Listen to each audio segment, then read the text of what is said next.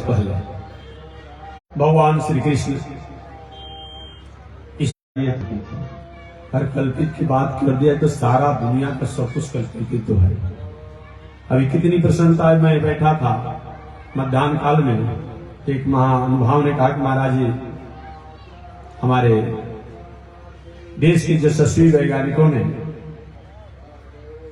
चंद्रयान की तो अपनी उज्जवल दर्शन को दुनिया में जनाया ही, साथ ही साथ अभी आदित्य कोई है उसको भी अपने आप वहां तक पहुंचाने में लगभग प्रयास सफल की तरफ है। ये क्या है? ये जो महानुभाव कहते हैं कि ये सब कल्पना है, कल्पित है, सरकार के मन में जब पहुंचता नहीं पहुंचता। जिस कल्पना द्वारा यथार्थ को, तो कल्पना भी जो है वो भी कहीं कम नहीं है। ठीक है, आप नहीं मानते ईश्वर की सत्ता को, धर्म की सत्ता को, सबको मनाना हमारे आपके बस की बात नहीं है।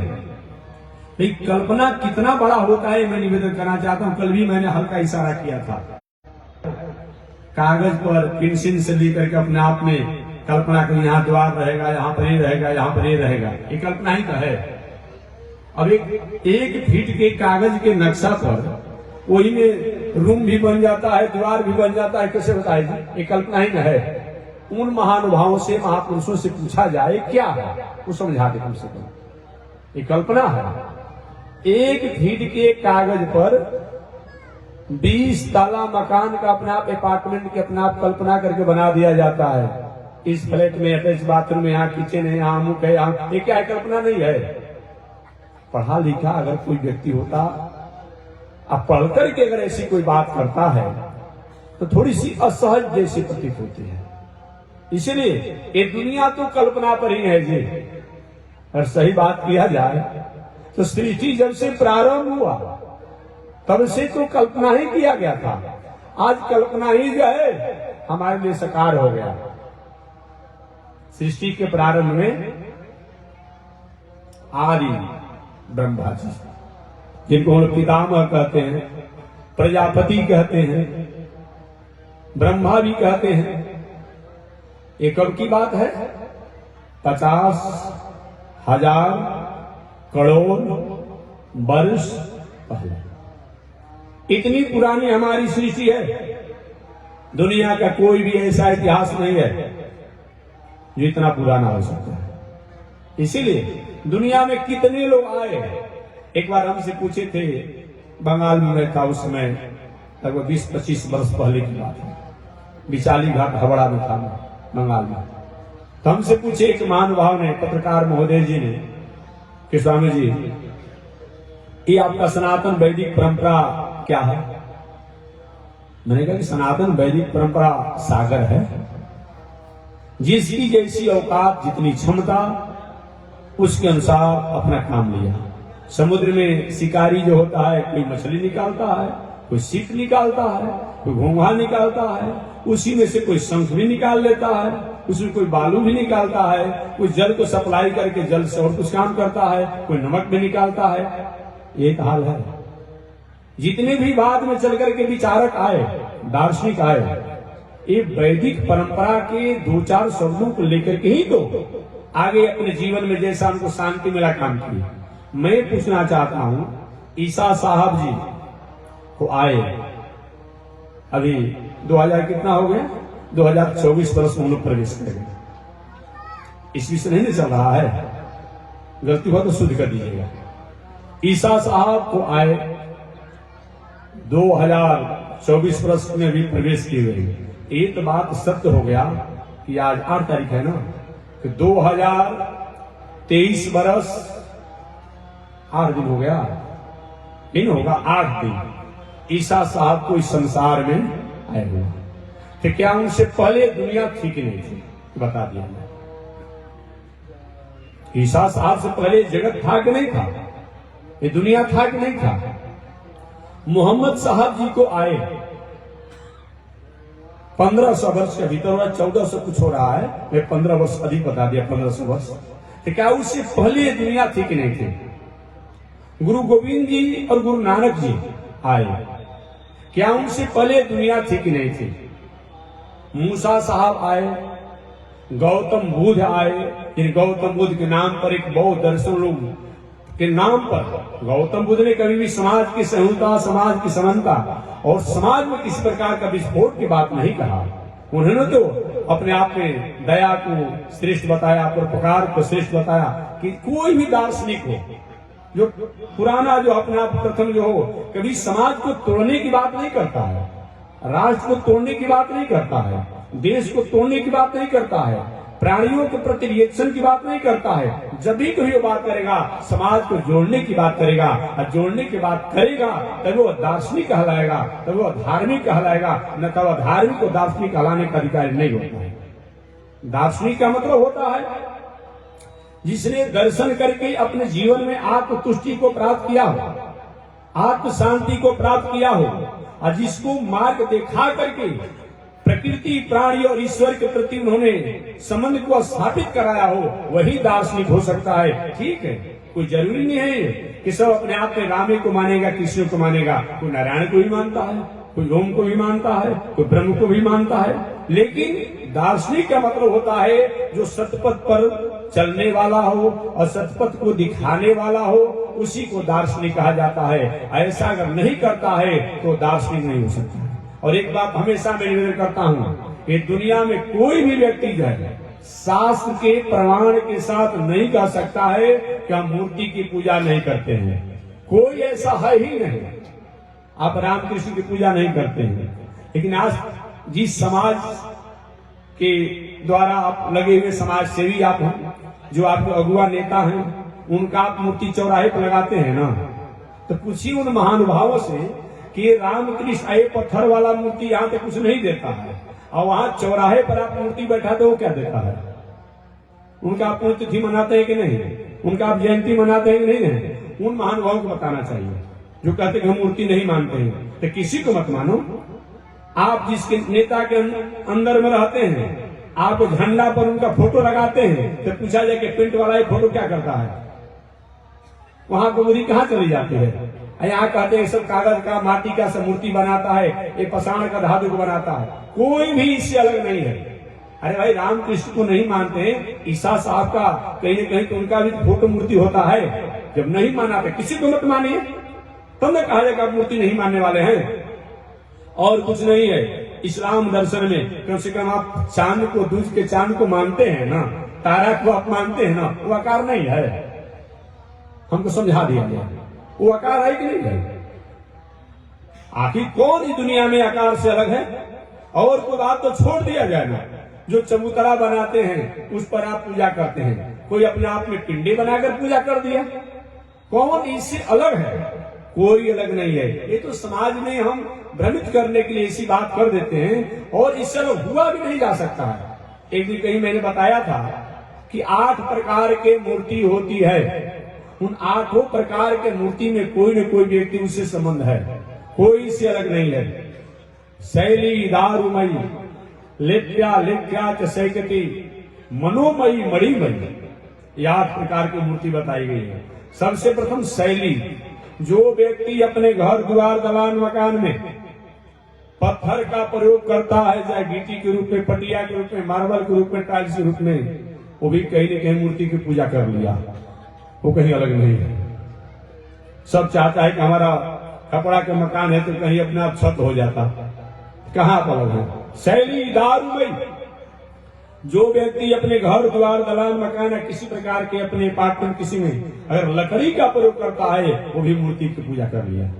क्योंकि काष्ठ रूप में भी ईश्वर की सत्ता है, पत्थर रूप में भी ईश्वर की सत्ता है। शैली दारुमयी लेप्या लेप्या च सैकती, लेप्या, कोई व्यक्ति अपना घर को डेंटिंग पेंटिंग रखता है, वो भी ईश्वर की पूजा कर लिया।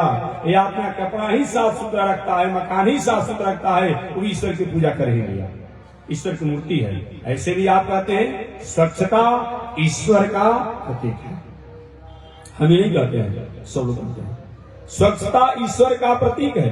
तो शैली दारुमयी लेप्या लेख्या, लेखनी के रूप में, चाहे आप क ख ग पढ़े, भाई ABCD पढ़े, भाई अ आ पढ़े, उर्दू पढ़े, फारसी पढ़े, जो भी आपको पढ़ना हो, अरबी पढ़े, जो आपको पढ़ना हो, लेकिन लेखनी का रूप जो है वो अभी एक ईश्वर की सत्ता होती है। शैली दारुमयी लिप्या लेख्या, सैकती मिट्टी की मूर्ति भी, मिट्टी की मूर्ति, मिट्टी का अगर आप खेती करते हैं तभी आपने मूर्ति की पूजा कर ही दिया। जो भी काम करते हैं मिट्टी संबंधी, उसमें आपको मूर्ति का पूजा हो ही गया। शैली दारुमय लिप्या लेख्या सैकती मनोमयी, कुछ लोग मानसिक पूजा करते हैं, वो भी मूर्ति की ही पूजा है। मणिमयी, मणि की पूजा होती है। आप कहीं अपने आभूषण में मणि का प्रयोग करते हैं, सोना चांदी का प्रयोग करते हैं, पहनने में भी वो भी आपने मूर्ति से कहीं अलग नहीं है। और एक मूर्ति जो हम लोग पूजा करते हैं, कौन इससे अलग है? कोई अलग नहीं, हो ही नहीं सकते हैं।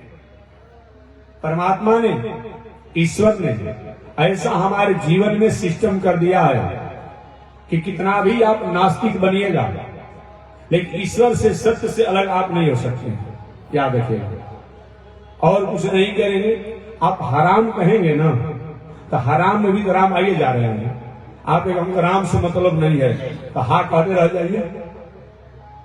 आप आराम कहेंगे ना, नास्तिक हैं तो, अरे भाई आराम से है ना, अपने मित्र से वार्तालाप करते समय, तो आराम में से राम हटा दिया जाए तो क्या बचेगा? आ बच जाएगा। विराम कहेंगे तभी राम आएंगे, हराम कहेंगे तभी राम आएंगे, और विश्राम कहेंगे तभी आराम आएंगे। राम अलग कहाँ है? इसीलिए राम का मतलब केवल आप दशरथ नंदन ही राम मत मान लीजिए, वही राम है। कौन? एस नारायण श्रीमान श्रीराघव निकेतन नाग पर्यंत मुस्त्रिज्य यागतो मथुरामपुरे। वही ईख के रस से बना हुआ चीनी, गुड़, गुड़ से चीनी और चीनी से बना हुआ मिठाई। आप मिठाई को तो मानते हैं और गन्ना को मानते नहीं हैं, ऐसा होगा? गन्ना की सत्ता नहीं रहे तो मिठाई की सत्ता नहीं रहेगी। गन्ना की सत्ता है तभी मिठाई की सत्ता है। इसीलिए ये जब दुनिया है, जगत है, तो जगत को कोई न कोई बनाने वाला होगा, जगत को नियामक को नियंता होगा। हमेशा मैं कहता हूं, all thing bright and beautiful, all creature great and small.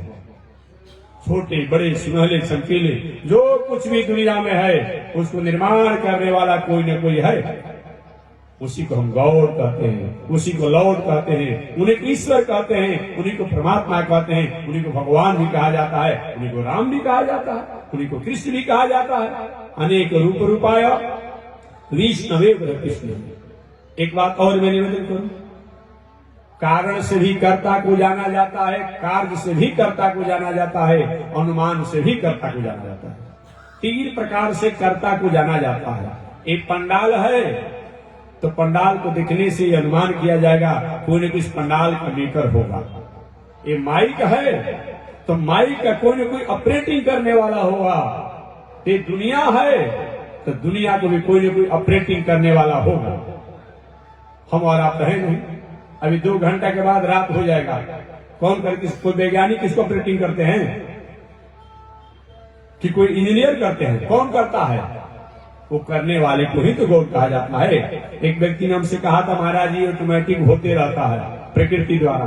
एक बार एक बालक ने हमसे कहा कि स्वामी जी इसमें ईश्वर से भगवान से लेना देना नहीं है, ये ऑटोमेटिक होते रहता है। मैंने कहा बाबू ऑटोमेटिक मैंने क्या होता है बताओ हमको, क्योंकि स्वतः संचालित। तो मैंने कहा स्वतः संचालित जो भी उपकरण होते उसने हमसे निवेदन किया कि स्वामी जी जैसे कंप्यूटर में बिना स्याही इंक डाले ही वो पिक्चर बन जा रहा है, फिगर बन जा रहा है, उसे स्याही कहाँ डाला जाता है? कल बटन को दबाने से हो जा रहा है। हमने कहा बाबू यही बात जानो, तो जाकर कंप्यूटर को कौन अपना बटन दबाने वाला कोई सरकार वाला है?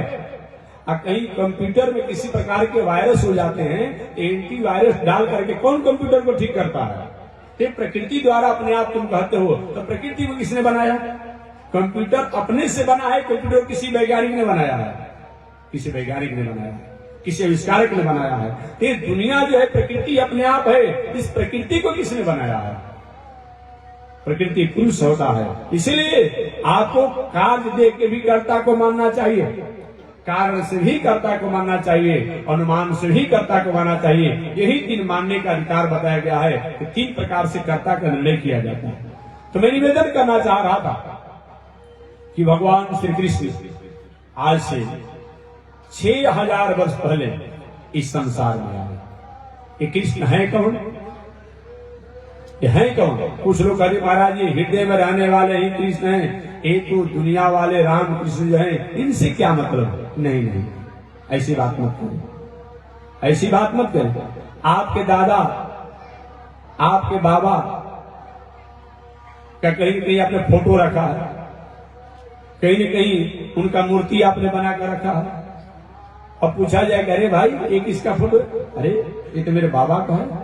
अब कोई पूछे कैसे बताओ ये पत्थर वाले कागज वाले तुम्हारे बाबा का, तुम किसी जन्म ले लिया?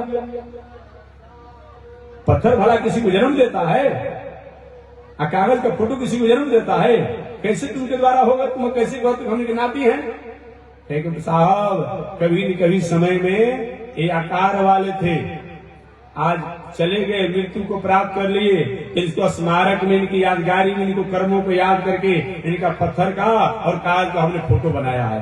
वो हो सकता है कि क्या परमात्मा इस संसार में आए थे और उनके द्वारा दुनिया हुआ और वो कहीं अपनी लीला करके अपने लोक में चले गए, उनका अगर फोटो मूर्ति हो गया, कौन आपत्ति की बात है? कौन आपत्ति की बात है? इसीलिए मैं निवेदन करना चाहूंगा कि कभी भी आप मानना नहीं मानना अलग की बात है, लेकिन उससे अलग कोई नहीं है। भगवान श्री कृष्ण आज से 6000 वर्ष पहले इस लीला विभूति में आए थे। 6000 वर्षों को व्यतीत होने के बाद और रहे इस दुनिया में वे मात्र 125 वर्ष। भगवान श्री कृष्ण जब जाने लगे, उनके मित्र उद्धव जी कि मन में थोड़ी सी उदासी हुई, प्रभु आप के साथ में जीवन जिया, आपका मंत्री भी रहा, आपका सखा भी रहा, आपका भक्त भी रहा, आज हमको छोड़कर आप जा रहे हैं, मैं भी आपके साथ चलूंगा।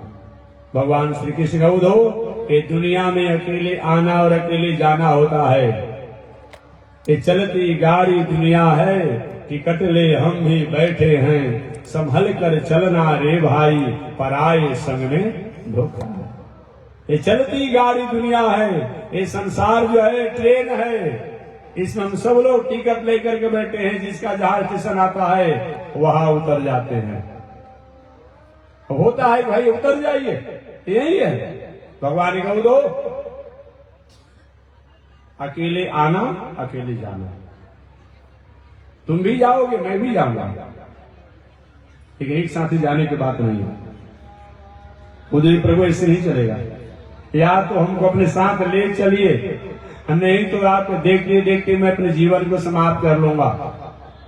भगवान को दो और अपने साथ रहने की आनंद की अनुभूति कराऊंगा, तब क्या करोगे? उद्धव जी के मैं आपको छोड़ दूंगा, आपको छोड़ दूंगा। तो ही भगवान ने कहा उद्धव ये तुम्हारा प्रश्न नहीं है। एक समय ऐसे ही प्रश्न को नारद जी महाराज से मेरे पिताजी ने भी किया था। नारद जी से एक समय मेरे पिता श्री वसुदेव जी ने भी किया था इसी प्रश्न को। एक समय जदू जी महाराज ने दत्तात्रेय से किया था। ऐसे ही प्रश्न को एक समय राजा परीक्षित सुखदेव जी से किए थे, प्रभु इस संसार में रहने का क्या मतलब होता है? मैं भी उन योगियों उन साधकों के तत्वों को जानने के लिए मैं जाना चाहता हूं। सुखदेव जी ने कहा परीक्षित हमारे आपके जाने से नहीं, सब अपने अपने काल और कर्मों के अनुसार ही जाते हैं, लेकिन जाने का जो तरीका है वो मैं तुम्हें बता रहा हूं। इसलिए सुखदेव जी ने राजा परीक्षित को भागवत सुनाया। भगवान श्री कृष्ण 125 वर्ष की आयु व्यतीत कर चुके थे। कुछ परिवार के लोग थोड़ी सी चंचलता में आ गए थे। देखिए परिवार जो लंबा चौड़ा हो जाए तो परिवार को वो संस्कारी भी बनाइए। शिक्षित भी बनाइए। कुछ लोग शिक्षित तो बनाते हैं, संस्कारी नहीं बनाते हैं, और कुछ लोग संस्कारी तो बनाते हैं, शिक्षित नहीं बनाते हैं। ये दोनों जरूरत है। एक व्यक्ति ने पूछा कि महात्मा जी, हमसे एक बार पूछा था कि महात्मा जी, ये आप जगह जगह पर लाखों रुपया खर्चा करा देते हैं, इससे कहीं स्कूल अस्पताल बना देते तो समाज का कल्याण हो जाता। तो मैंने पूछा कि भाई आप कहीं बनाए हैं कि जो कहते हैं, आप कहीं बनाए हैं? बनाए हो तो बताइए। ऐसे थोड़ी बात होगा कि कहीं और कोई कहीं कपड़ा में जो खर्चा है वो कपड़ा खर्चा भोजन करने में काम करेगा। भोजन की भी आवश्यकता है, कपड़ा की भी आवश्यकता है, मकान की भी आवश्यकता है, शिक्षा की भी आवश्यकता है, दवा की भी आवश्यकता है। और दवा का काम अलग है, भोजन का काम अलग है, शिक्षा का काम अलग है, कपड़ा का काम अलग है। इन लोग क्या ऐसी नहीं होने चाहिए, सबका अलग अलग है। अगर शिक्षित हुआ संस्कार ना हो, हमेशा कुछ न कुछ लोग कहते महाराज जी हमारा बेटा पढ़ा लिखा इंजीनियर है, बड़ा आदमी है, लेकिन हमारी आज्ञा नहीं मानता है, कहीं भटक गया है। शिक्षा तो है, संस्कार नहीं है, परेशान है। कुछ लोग महाराज धन की कमी नहीं है, लेकिन परिवार में समझने में नहीं है, मार्ग से लोग भटके हुए हैं। धन तो है लेकिन संस्कार नहीं है। इसलिए जीवन में शिक्षा भी होनी चाहिए, संस्कार भी होनी चाहिए और संपत्ति भी होनी चाहिए। तीनों होनी चाहिए, शिक्षा भी होना, संस्कार भी होना और संपत्ति भी होना। ये तीनों कब होगा? ये संत और सत्संग के द्वारा ही होगा। संत और सत्संग के द्वारा ही होगा। रावण के पास क्या नहीं था हमको बता दिया जाए। क्या नहीं था? अर्थात सब कुछ था। हम लोग इस मृत्यु से डरते रहते हैं, मृत्यु कहीं आ जाएगा, डरते रहते, और किसी डर नहीं है, लेकिन मृत्यु से डरते रहते हैं हम लोग। अभी 10 वर्ष और जाते तो अच्छा होता। उस मृत्यु के मालिक जमराज को भी अपने बस में करके रखा था रावण। अब समझ लिया जाए, देवता की तो बातें मत कीजिए। वरुणा इंद्र जैसे देवता लोग रावण के यहाँ पानी भरता था, कोई अपने आप को झाड़ू देता। पर इतना बड़ा बलवान की बात करेंगे, इतना बड़ा परिवार, इतना बड़ा परिवार कि महाभारत संग्राम में जितने लोग मारे गए रावण के यहाँ, उतना तो दरबारी लोग थे। इतना बड़ा था अपने आप में। जहां तक पंडित की बात करेंगे, बुद्धिमता की बात करेंगे, रावण इतना बड़ा विद्वान था, इतना बड़ा विद्वान था कि कभी कभी आप लोग शंकर जी के मंदिर में गए होंगे, काशी उसी में या चाहे और भी कहीं उज्जैन में, तो देखेंगे वहां के पुजारी लोग जब आरती करते समय शिव तांडव जो पढ़ते हैं, वो शिव तांडव किसका बनाया हुआ है? रावण को बनाया हुआ है। हमारा भारतीय दर्शन में व्यक्ति का विरोध नहीं है। याद रखिए, जिस व्यक्ति में जो गुण है उस गुण को हमेशा आदर किया जाता है। चाहे वो राक्षस में ही क्यों न गुण हो, चाहे मनुष्य में ही क्यों न गुण हो, चाहे वो पशु में ही क्यों गुण न हो, चाहे पंछी में ही क्यों न गुण हो, लेकिन हमारा भारतीय दर्शन जो है वो व्यक्तित्व का महत्व देता है। जिसके पास व्यक्तित्व है, जिसके पास संस्कृति है, वही व्यक्ति आदर का पात्र है, चाहे वो जाति कुछ भी हो। ये तो हम समाज के लोग आपसी एक बातों को, शास्त्रों को नहीं समझने के चलते ऐसी बात करते हैं। अगर व्यक्तित्व की बात नहीं होती तो गरुड़ जी की कथा आपने सुना है, काकभुसुंडी जी की। एक कौन है जी? गरुड़ और काकभुसुंडी की। अरे और बात तो छोड़ दीजिए, आपने पंडित मदन मोहन मालवीय जी का नाम सुना होगा। महामना जी ने आज हम उत्तर भारत के लोगों के लिए एक जो धरोहर रख दिया है, इसको भूला नहीं जा सकता है। महामना जी लोगों से चंदा मांग मांग करके आज विश्वविद्यालय बना दिए। कितने लोग से शिक्षा प्राप्त करते हैं, स्वास्थ्य लाभ प्राप्त करते हैं, ये हमारा विषय नहीं, सब लोग जानते हैं। महामना जी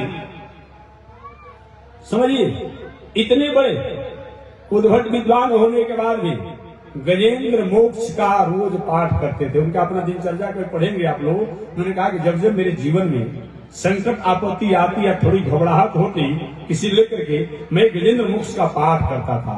एक गजेंद्र मोक्ष स्तोत्र है क्या जी? एक हाथी द्वारा कहा गया जो वाक्य है वही तो है। अब बताइए ना, हम तो पशु पंछी को भी मानते हैं। हमारी बात अगर करेंगे तो हम मछली को भी आदर देते हैं, सुअर को भी आदर देते हैं, गाय को भी आदर देते हैं। तो गाय से मतलब नहीं है, जो नहीं पढ़ा लिखा है वो व्यक्ति बात करेगा। हम सुअर की पूजा नहीं करते हैं, करते हैं जब घर में विवाह होता है, घर में जनेऊ संस्कार होता है, माटी कोड़ होता है, जो माताएं करती है, तो किसका गीत गाया जाता है, किसकी पूजा होती है? वराहावतार भगवान की ही पूजा होती है।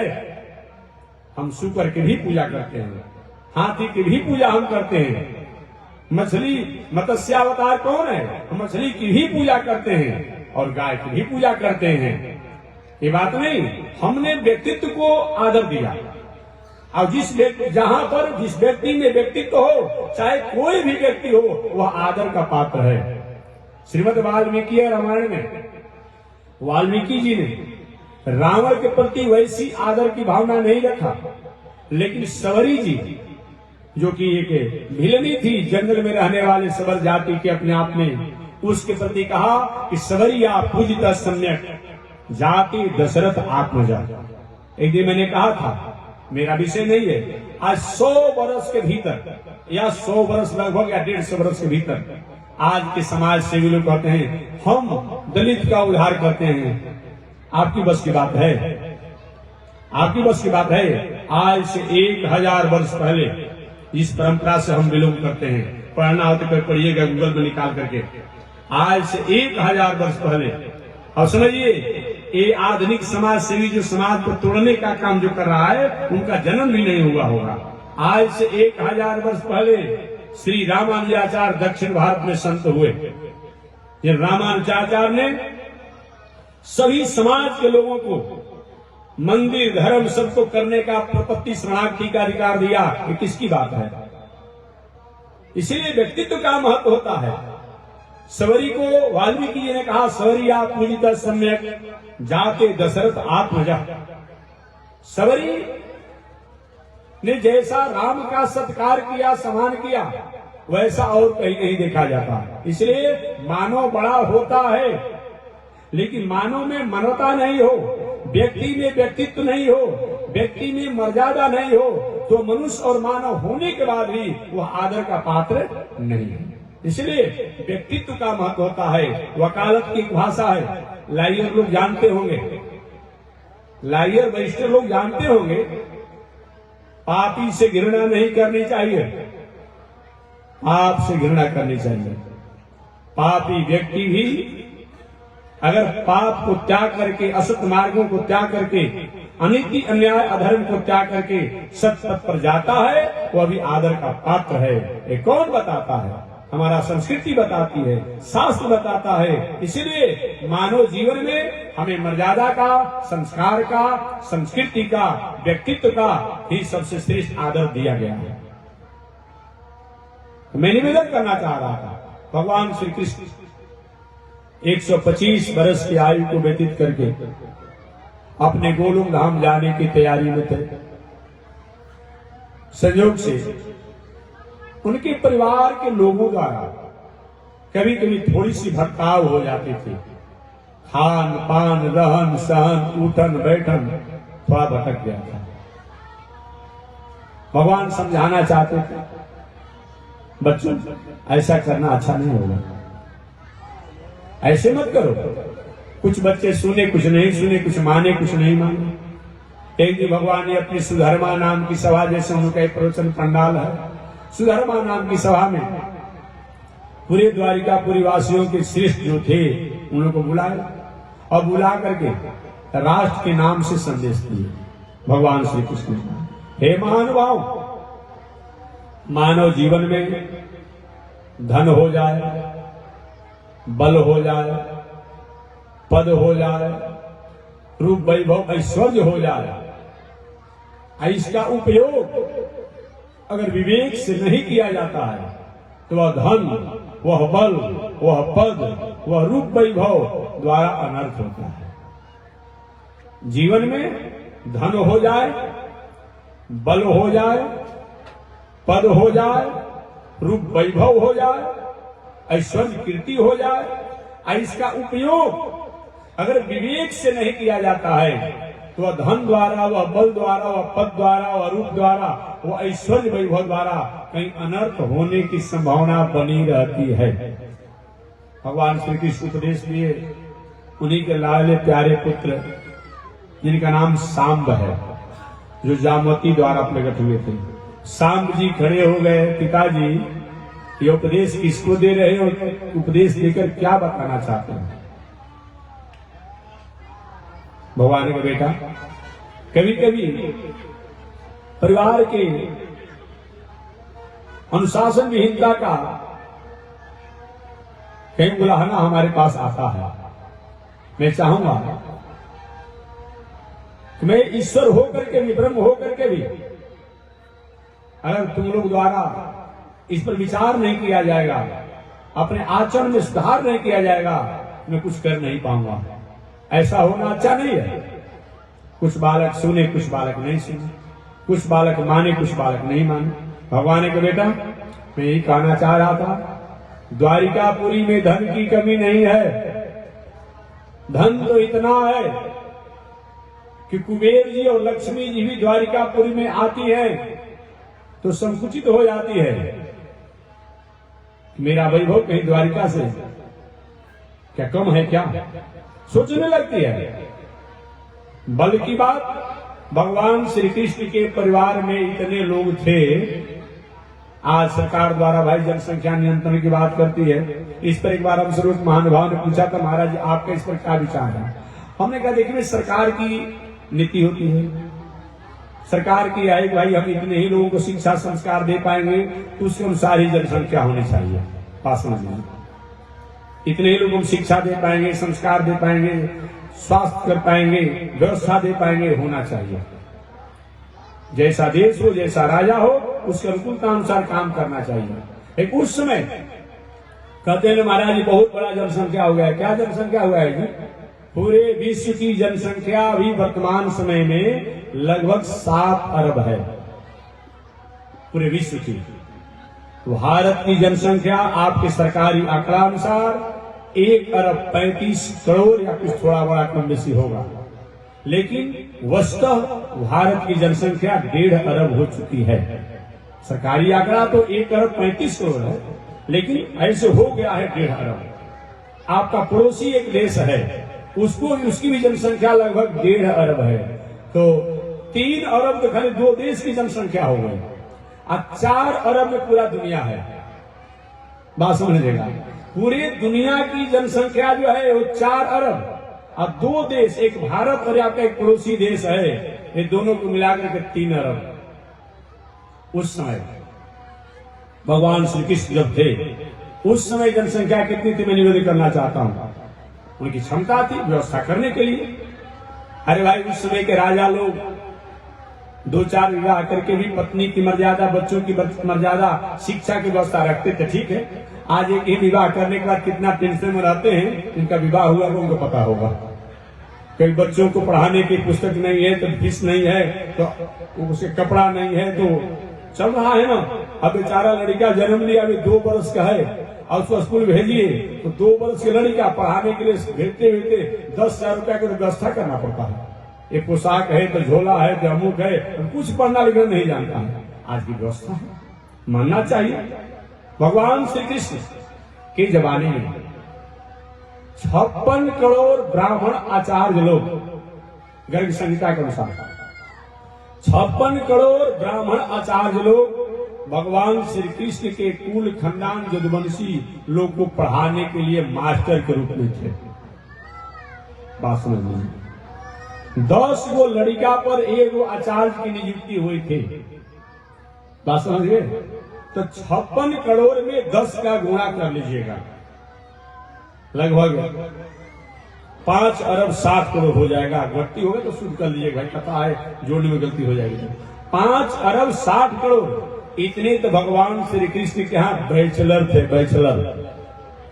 और उतने ही बैचलर पार कर गए होंगे और उतने ही बैचलर में प्रवेश करने वाले होंगे। बाकी और परिवार की बात छोड़ देंगे। इतना बड़ा परिवार था। तो भगवान श्री कृष्ण के बच्चों, धन की कमी नहीं, द्वारिकापुरी स्वर्णमयी पुरी है। जहां तक बल की कमी नहीं है, इतना बड़ा परिवार है, जहां तक वैभव की कमी नहीं है, ब्रह्मा भी आते हैं, देवराज इंद्र भी आते हैं, कुबेर भी आते हैं, तो अपने मुकुट को खोल करके ही भगवान के यहाँ आकर के प्रणाम करते हैं। कोई गलती तो नहीं हो गई? इतना बड़ा पद है, धन की कमी नहीं, बल की कमी नहीं, पद की कमी नहीं, जहां तक ऐश्वर्य वैभव भी अपूर्व है और रूप की भी कमी नहीं। भगवान श्री कृष्ण के पुत्र जिनका नाम सांब है, इस सांब का मतलब क्या होता है? सांब शब्द के बारे में बताया गया है, सौम्य सांब। एक बार शंकर जी और पार्वती जी दोनों में आपस में विवाद छिड़ गया। देखिए, विवाद होना चाहिए, लेकिन वह विवाद संवाद से संपन्न होना चाहिए। क्या चीज? इस विवाद से संवाद होता हो, अर्थात एक संदेश प्राप्त होता हो, ऐसा तो विवाद होना चाहिए। क्योंकि आप लोग पढ़े लिखे होंगे, क्या होता था जी पहले, शुरू करो अंताक्षरी ले हरि का नाम और समय बिताने के लिए कर लो कुछ। कहा पढ़ते थे ना आप लोग? इसमें क्या होता था? उसमें भी अपने अपनी बातों कहा जाता था। वो विवाद तो था, लेकिन विवाद संवाद था। बात समझिए, वो विवाद नहीं था। तो विवाद होना चाहिए, समाज सेवियों द्वारा भी होना चाहिए, राष्ट्र समाज के प्रति होना चाहिए, लेकिन वह विवाद संवाद और राष्ट्र के हित में होना चाहिए। जिस विवाद से समाज का, राष्ट्र का, संस्कृति का, देश का सौहार्द बिगड़ रहा हो, अस्मिता बिगड़ रहा हो, सहिष्णुता बिगड़ रहा हो, उस संवाद और विवाद का कोई मतलब नहीं होता है। इसलिए ये होना चाहिए। शंकर जी पार्वती में आपस में थोड़ा सा विवाद हुआ।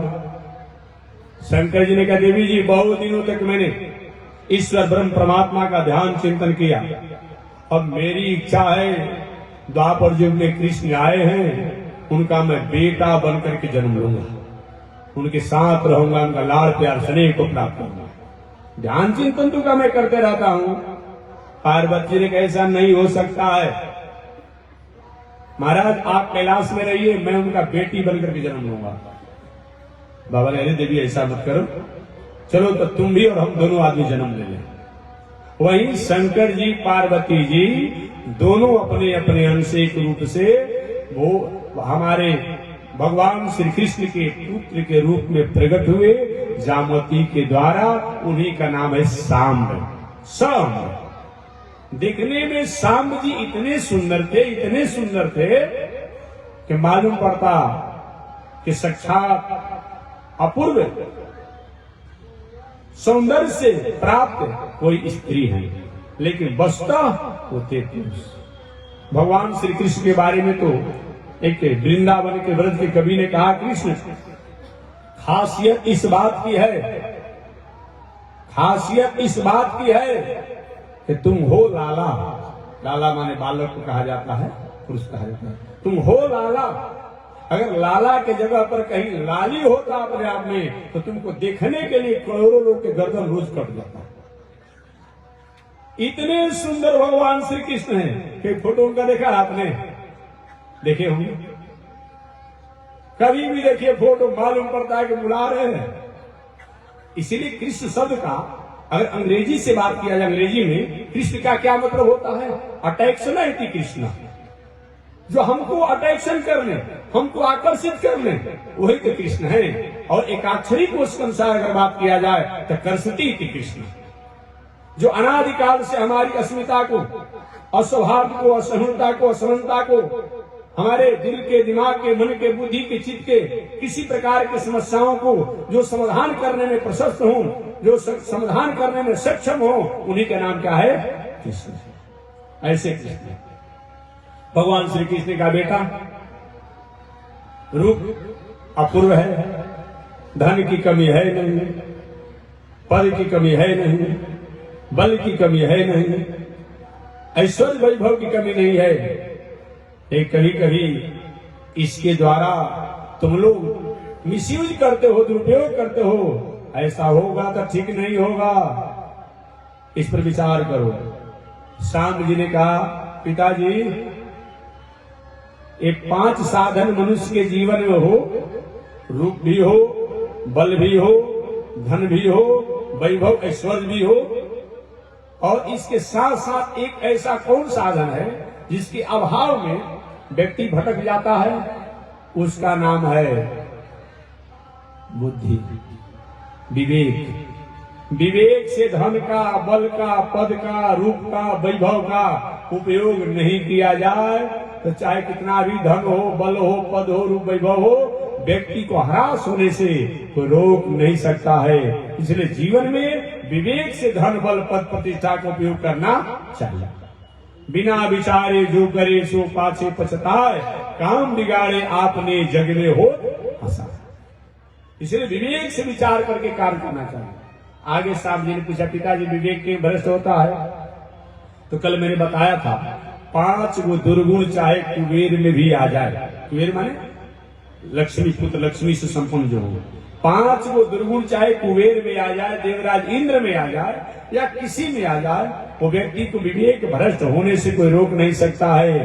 एक तो वही है जो कि हमेशा मैं कहते रहता हूं कि जो अब बहुत कहने पर थोड़ा हमको संकोच लगता है, एक कथा प्रसंग बस मैं कह देता हूं, वही जो आज चल रहा है, होम डिलीवरी।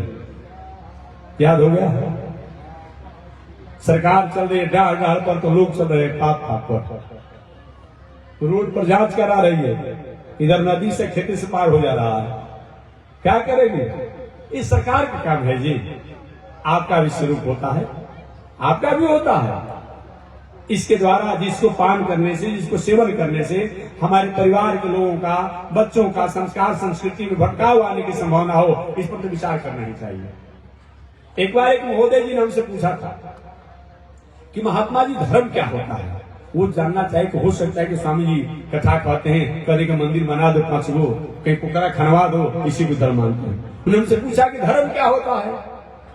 उन्होंने कहा धर्म का अर्थ होता है कि आत्मना प्रतिकूलाने परेशान न समाचरण, वह आचरण, वह व्यवहार, वह कर्म जो आप और आपके लोगों के लिए प्रतिकूल हो, विपरीत हो, निंदनीय हो, अपमानजनक हो, परेशान, दूसरे के साथ वैसा व्यवहार न हो, इसी का नाम क्या है? धर्म है।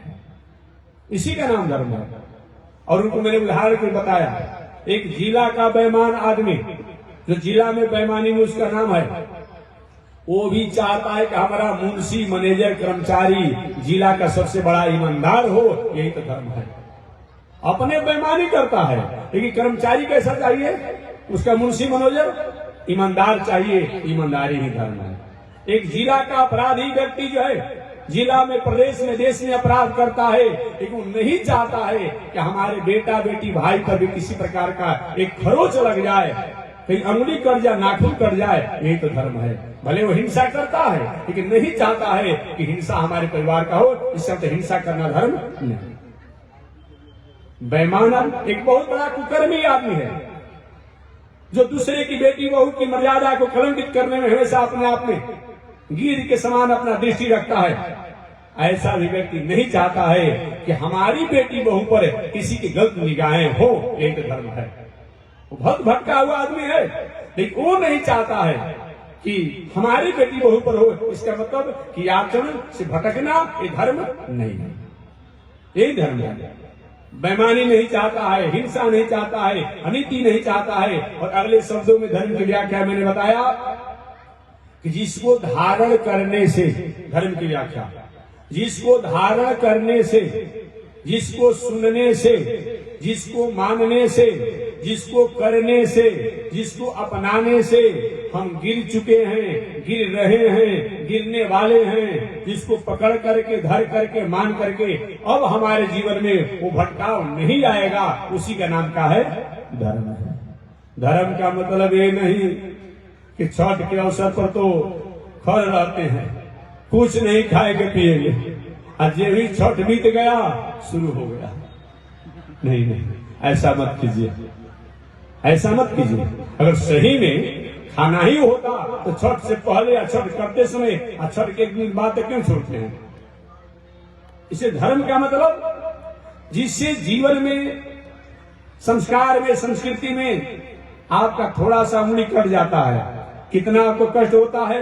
उन प्राणियों पर विचार करते हैं, उन पर भी तो विचार करिए, उनको भी कष्ट होता होगा।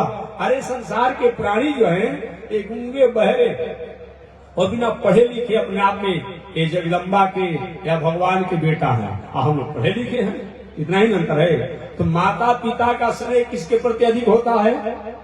जो बेटा नहीं पढ़ा लिखा होता है, जो बेटा गूंगा होता है, जो बेटा अंधा होता है। क्यों?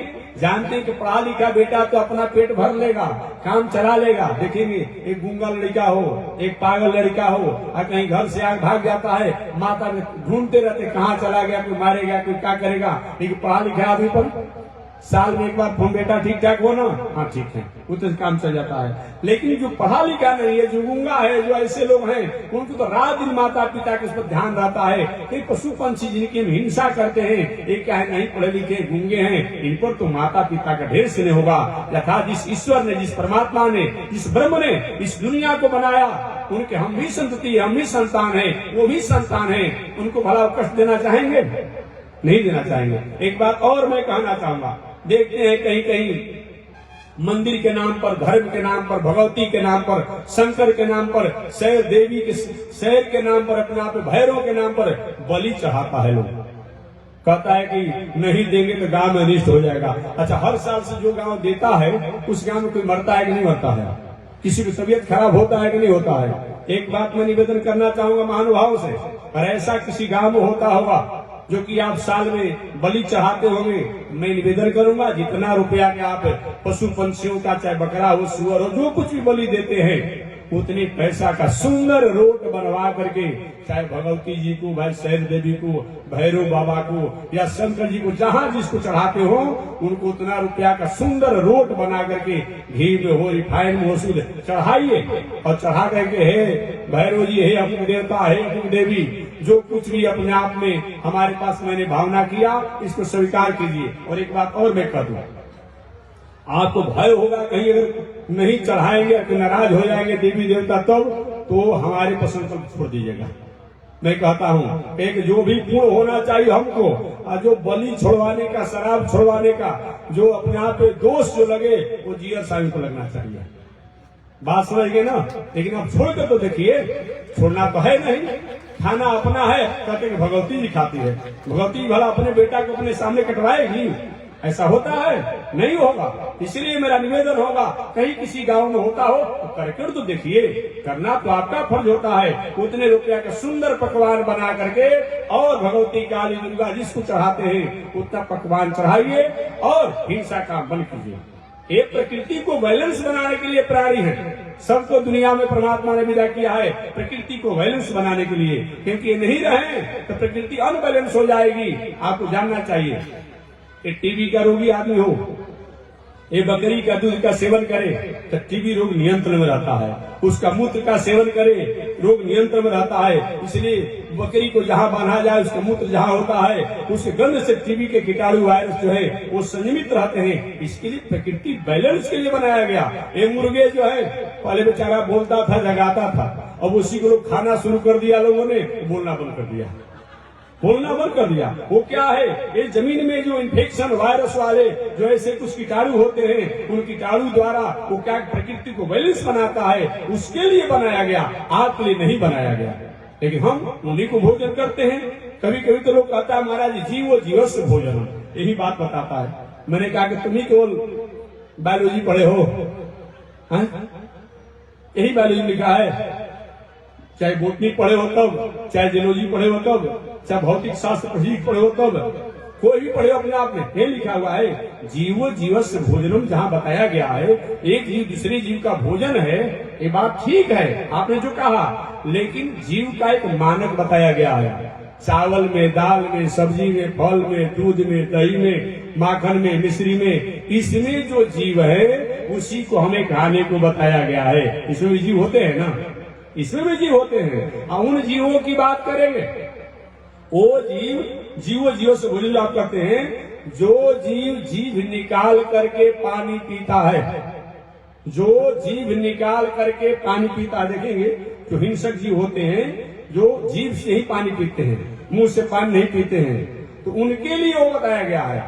वो कभी अपने आप में हल्दी मसाला डाल के बनाता है।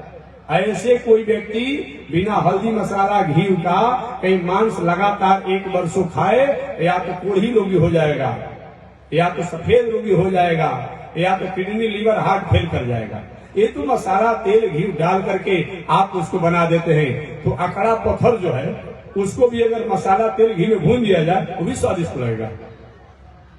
वो स्वाद तेल घी नमक का न है, कुछ उसका है। अब वैसे बात करेंगे तो ऐसा खा के देखिए, 1 वर्ष लगातार आप चना कच्चा खाकर रह सकते हैं, आम खाकर रह सकते हैं, अमरूद खाकर रह सकते हैं, दूध पीकर रह सकते हैं। वैसे कच्चे मांस खाकर देखिए क्या होता है।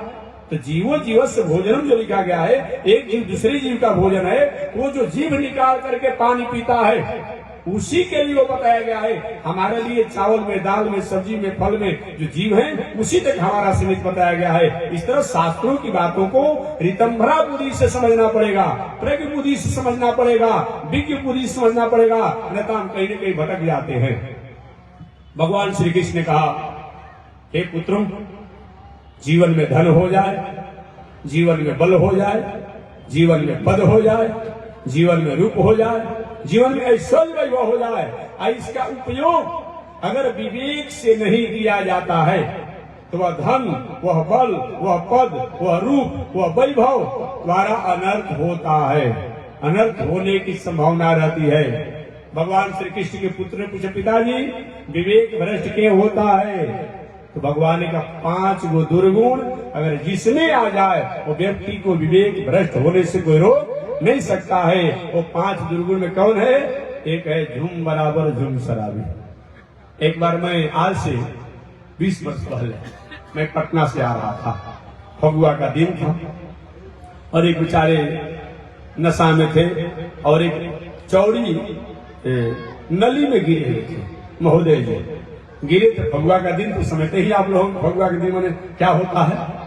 मैं भी आ रहा था उस पाटलिपुत्र पटना क्षेत्र से आ रहा था कहीं से, और इधर आरा जिला में आना था, कोइलवर के आसपास में कहीं देखे कि नली में गिरे हुए कुत्ता को डांट रहे, खबरदार, उनको पहचानता नहीं है, और PWD वाले को गाली दे रहे थे।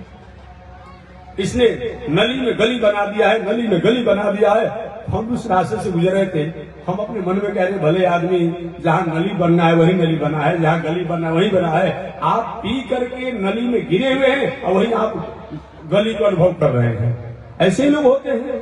ये जब हो जाता है तो किसी समझता है कोई, ये नशा अगर आ जाए देवराज इंद्र में, कुबेर में, उन व्यक्ति को भटकने से कोई रोक नहीं सकता है।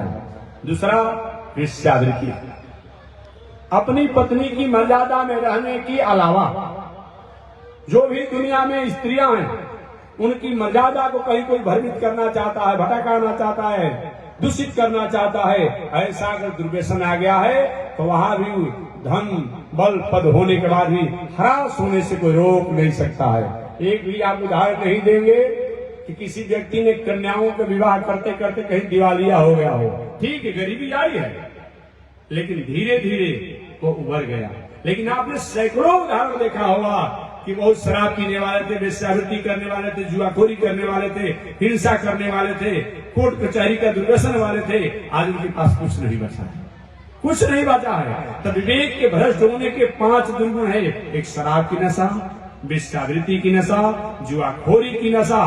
जुआ का ही तो परिणाम है कि हस्तिनापुर जैसा ये पांडव लोग राज को प्राप्त करने के बाद भी जुआ के कारण ही बन बन की ठोकरें खाने पड़ी। ये कौन इतिहास नहीं जानता है। जब धर्मराज युधिष्ठिर जैसे व्यक्ति जुआ के कारण इस मुकाम तक पहुंच सकते हैं तो हम और आप कौन हो सकते हैं। तो शराब की नशा, वेश्यावृत्ति की नशा, जुआखोरी की नशा और हिंसा। हिंसा माने केवल मनुष्य की हिंसा नहीं, जो भी हिंसा है पशु पंछी इत्यादि इसमें रहते हैं, उनका आह जो है हमारे और हमारे लोगों पर पड़ता है। और कोर्ट कचहरी का दुर्व्यसन। कोर्ट कचहरी के द्वारा न्याय की कामना तो करना चाहिए, न्याय के लिए न्यायालय में जाना चाहिए, लेकिन दूसरे के यहाँ पर खेत खलिहान, घर द्वार, मकान आपने दखल कर लिया है और वहां कोर्ट कचहरी का सहारा ले रहे हैं। याद रखिए, अनीति के वृक्ष पर पाप का फल सुख का स्वाद बहुत दिनों तक अच्छा नहीं होगा। अनीति के वृक्ष पर पाप का फल कि सुख का स्वाद बहुत दिनों तक अच्छा नहीं होगा। अनीति द्वारा कहीं आपने प्राप्त कर ही लिया तो कुछ दिनों तो हरा भरा रहेंगे, लेकिन जे ही अनीति द्वारा घर द्वार दलान मकान इत्यादि बनाकर सोचे थोड़ा सा आनंद और आराम से रहें, तो डॉक्टर साहब कहे kidney fail, liver fail, heart fail जाएगा। बनाइए अटैच बाथरूम और एसी, एक दिन रहने का मौका नहीं मिलेगा। 4 फीट या 6 फीट के लोहे के स्ट्रक्चर पर ही जीवन बीत जाएगा सोते सोते। मुंह में नाक में पाइप लगाकर जिएंगे। सारा दुनिया के बेईमानी से पानी कुकर्म करिए, डॉक्टर साहब कहेंगे बस 2 रोटी या 50 ग्राम दाल का पानी खाना है, इससे अधिक खाएंगे तो राम नाम सब हो जाएगा। किसके लिए अनिति कर रहे हैं भाई? कहाँ अनिति कर रहे हैं जी? क्यों अनिति कर रहे हैं जी? इससे क्या मिलने वाला है? ये विचार करना होगा। अनीति के वृक्ष पर पाप का फल जो है, सुख का स्वाद जो है, ये अच्छा नहीं होगा। इस तरह विचार करते हुए आप न्यायालय और कोर्ट कचहरी का सहारा लीजिए, लेकिन दूसरे को दमन करने के लिए, दूसरे को ठोस दिखाने के लिए, दूसरे को हड़पने के लिए, दूसरे को शोषण करने के लिए आप न्यायालय का सहारा मत लीजिए। हो सकता है अपने वैभव ऐश्वर्य द्वारा कहीं न्यायालय में भी आपको कहीं प्राप्त हो जाए, लेकिन उसके द्वारा न्याय द्वारा अगर आपने न्याय कहीं प्राप्त करने की कामना किया, ये आपके और आपके परिवार के लोगों के लिए ठीक नहीं रहेगा। कहीं आप कहीं उबर भी जाएंगे, आपका परिवार कहीं न कहीं उसके द्वारा प्राप्त होगा। एक उदाहरण देकर के वाणी को विराम दे दूंगा। एक बारीक भले आदमी ट्रेन की यात्रा कर रहे थे, कुछ ही आगे बढ़े होंगे कि दूसरा यात्री भी आया। कहा भाई जी कहाँ से जाना है? कहाँ से आए हैं? अरे मैं कुछ ही भले स्टेशन से आया हूँ। कहाँ जाना है? आगे की यात्रा करना है। दूसरा व्यक्ति जो यात्री था बगल में उनके बैठ गया, उसके पास एक मंजूसा था, बक्सा था लोहे का, बड़ा था। क्या भाई जी थोड़ा सा मेरी बक्सा को देखते रहिए ना, मैं बाथरूम से आ रहा हूँ। अरे नहीं भाई ऐसे कैसे, आपसे कोई परिचय नहीं है, बस कुछ ही समय में आ रहा हूँ, देखते रहिए। विश्वास में आ गया, उसके मंजूसे बक्से को देखने लगा।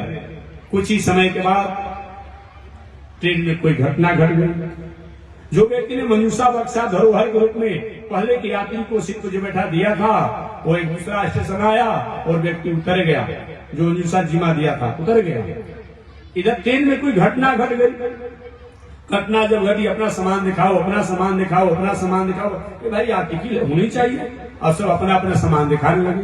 जो पहले से यात्री जिसकी सामान को देख रहे थे, तो देखो भाई सब सामान दिखा देंगे, बक्सा नहीं दिखाएंगे, क्योंकि मेरा बक्सा नहीं है, मित्र ने हमको जिम्मा दिया है, वो आएगा तो उसे आप खोल के देख सकते हैं। और शंका बढ़ गई। अब प्रशासन ये बात मानेगी? प्रशासन ने क्या किया? ताला तोड़ दिया। और ताला तोड़ा तो देखा उसमें एक छोटे से बालक को काट करके लाश रखा गया था। अब कहना पड़ेगा कि आप अपराधी नहीं है। कोई मानेगा? नहीं मानेगा। अब वो पकड़ लिए गए। न्यायाधीश द्वारा उनको फांसी की सजा सुना दी। न्यायाधीश ने फांसी का, देखो तुमको फांसी तो होना है, लेकिन मैं तुमसे एक चॉइस पूछ रहा हूँ, लाइफ पूछ रहा हूँ, अंतिम तुम्हारा। अच्छा ये बताओ, क्या तुमने ऐसा अपराध किया था कि नहीं? उस बच्चे की हत्या किया था कि नहीं? न्यायाधीश ने पूछा। मरना तो है, तुम्हें फांसी होगा। साच बात करना। उस व्यक्ति ने, प्रभु मैं जानता तक नहीं, मारने की बात तो छोड़ दीजिए, मैं जानता तक नहीं हूं। नदी ने तुम याद पाओ, अच्छा ऐसा कभी तुमने काम किया है क्या? अभी तो नहीं किए हो। कभी काम किया है? नहीं साल ऐसा हुआ ही नहीं मेरे जीवन में। याद दिलाओ। याद करते करते तुम कहा, हाँ आज से 40 वर्ष पहले मैं अपने भाई के इकलौते पुत्र संपत्ति के लोभ में काट करके मैं जमीन में गाड़ दिया था। न्यायाधीश ने कहा, देखो उस समय तो कोई तुम्हें नहीं जाना, लेकिन वो पाप देखो तुम्हारे कपार पर आ गया। आज तूने पाप नहीं किया, अपराध नहीं किया, हिंसा नहीं किया, आज फांसी की सूली पर चढ़ गया। यही होगा। कभी कभी कोई हम गलती काम करते हैं, उससे मुक्त हो जाते हैं, रिहा हो जाते हैं, और जो नहीं करते हैं उसी में हम फंस जाते हैं। लेकिन हमारे किए हुए कर्मों का फल ही हमें प्राप्त होता है, प्राप्त होता है, प्राप्त होता है। अवश्यमेव भोक्तव्यम कृतम कर्म शुभाशुभम। निश्चित रूप में हमारे किए कर्मों का फल ही प्राप्त होता है। अतः अनीति के वृक्ष पर पाप का फल कि सुख का सार अच्छा नहीं होगा। कहीं आपको नहीं भी हो लेकिन आपके कुल खानदान परिवार को उसका रिवेट और रिटर्निंग को प्राप्त होगा। इसको विचार करते हुए कभी अनिति द्वारा अपने जीवन और पद पर बढ़ने की कोशिश नहीं करें। भगवान श्री कृष्ण ने उपदेश दिया। आगे भगवान श्री कृष्ण के पुत्र पिताजी ये 5 गो अवगुण मनुष्य में न आवे, अविवेक शुद्ध रहे, इसके कोई उपाय है? भगवान ने इसके लिए 7 गो सूत्र है। उन 7 सूत्रों का जीवन में अगर वो किया जाए तो निश्चित रूप में ये 5 को जरूर आने की गुंजाइश नहीं होती है। वो 7 सूत्र कौन है इसकी व्याख्या मैं अगले दिन करूंगा, तो आज नाम बता देता हूं।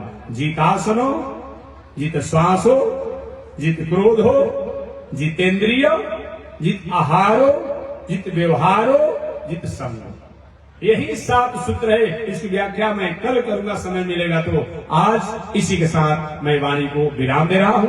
आगे परमात्मा की जय श्री श्रीमन नारायण लक्ष्मी नारायण, श्रीमन नारायण लक्ष्मी, श्रीमन नारायण नारायण नारायण, श्रीमन नारायण नारायण नारायण। आग लगे आकाश में बरसन लगे अंगारो, आग लगे आकाश में बरसन लगे। संत नहीं होते जग में तो जल मरता संसार हो, संत होते जग में तो जल मरता संसार। श्रीमन नारायण नारायण नारायण, श्रीमन नारायण नारायण नारायण। तनी देखी रघुनाथ जी हमारे ओरिया, तनी देखी रघुनाथ जी या, तनी ताकी रघुनाथ जी हमारे ओरिया, तनी ताकी रघुनाथ जी। बगसर में आके रहुआ तड़का के मरनी, बगसर में आके रहुआ तड़का के मर।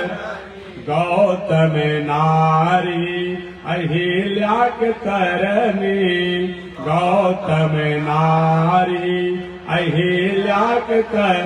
तनि देखी रघुनाथ जी हमारे ओरिया, तनि देखी रघुनाथ जी हमारे ओरिया, तनि ताकी रघुनाथ जी हमारे ओरिया, तनि ताकी रघुनाथ जी हमारे ओरिया। श्रीमन नारायण नारायण नारायण, श्रीमन नारायण नारायण नारायण, लक्ष्मी नारायण नारायण नारायण, लक्ष्मी नारायण नारायण। बोलिए श्री लक्ष्मी नारायण भगवान की, भाष्यकार भगवान रामानुजाचार्य स्वामी महाराज की, श्री प्रतिवाद भयंकराचार्य स्वामी महाराज की, अनंताचार्य गादी स्वामी महाराज की, परमाचार्य रामकृष्णाचार्य स्वामी महाराज की, विश्वबंध जगदाचार्य श्रीमद विश्वक्सेनाचार्य अस्मदाचार्य पूज्य गुरुदेव श्री त्रिदंडी स्वामी जी महाराज की, श्री त्रिदंडी स्वामी जी महाराज की। वामनाश्रम, सिद्धाश्रम, चरित्रवन, बक्सर बिहार भारत धाम के, बक्सर बिहार भारत धाम के जगत जननी जगदम्बा श्री महालक्ष्मी माता के, महालक्ष्मी माता की पावन धाम की, पावन धाम की, पावन स्थल की, पावन महामहोत्सव की, पावन महामहोत्सव की। जय जय श्री सीताराम, जय जय श्री राधेश्याम, जय जय श्री श्रीमन नारायण, जय जय श्री भाष्यकार, जय जय श्री रामानुजाचार्य, जय जय श्री रामानुजाचार्य। हरि ओम। शांति शांति शांति।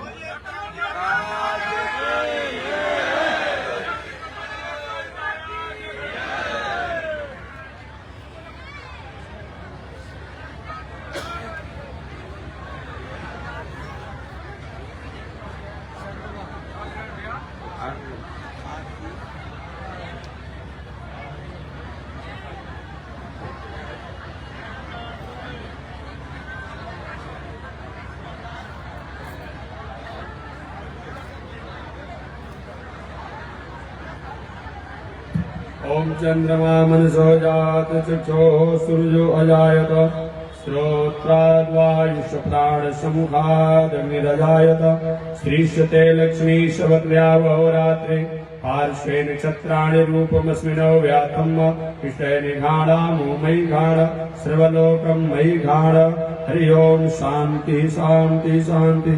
लक्ष्मी नारायण भगवान की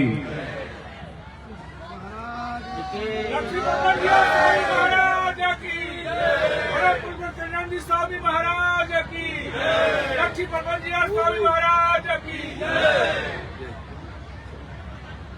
पानी के यहाँ